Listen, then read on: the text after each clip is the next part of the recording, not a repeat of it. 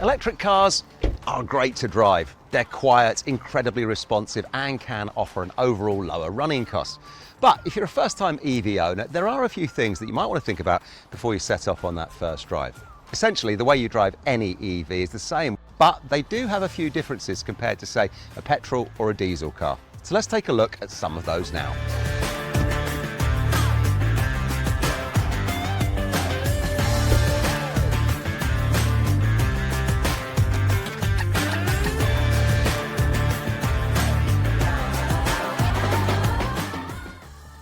The first thing we need to talk about is acceleration. With an EV, the torque is delivered immediately. So the acceleration you feel may be quicker than the car that you're currently driving at the moment. And that acceleration can take you by surprise. So to begin with, just take it steady until you get a feel for the car. And it's always a very good idea as well to familiarize yourself with all of the cockpit technology before you set off driving, just to avoid any distractions. Secondly, some EVs offer a one-pedal driving experience. This means that when you lift your foot off the accelerator, the car will begin slowing under braking. And this is called regenerative or regen braking. And it's effectively putting energy back into the battery. And with some EVs, you can set the regen braking levels from light to strong. But do be aware for the first few drives when you have it on that strong setting of the vehicles that are behind you. Because when you lift your foot off that accelerator, the car might slow a little bit quicker than you were expecting. Having said that, the good news is most people can get to grips with this rather quickly and then find that it really is a great way to drive.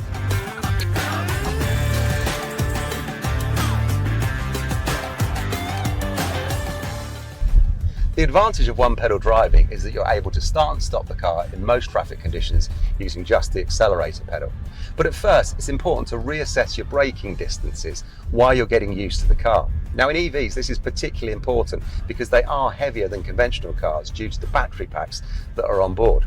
And this is particularly noticeable in wet or wintry conditions. So take time to get accustomed to the car's handling, and where you can, try to apply smooth acceleration and braking. One of the unique things about EVs is that they're incredibly quiet. But because of this, you do have to be extra careful at low speeds and in pedestrianised areas such as car parks or outside schools, because the reduced noise of your EV will make it harder for cyclists and pedestrians, particularly those who may be visually impaired or easily distracted, from hearing an approaching EV and react accordingly. Animals too may not be quite so quick to hear you coming. And lastly, planning your journey. Range anxiety is the fear of your EV running out of charge before you get to your destination. And it can be a common concern for new EV drivers, especially as you start to head further away from home. However, as the charging network and charging options for owners is rapidly increasing, as is the overall capable range of a modern EV, safe to say this is fast becoming less of an issue. It is useful, however, to familiarise yourself with your EV's typical real-world range and know just how far you can go on a full charge. And for longer journeys, obviously make sure that your EV is fully charged before you set off.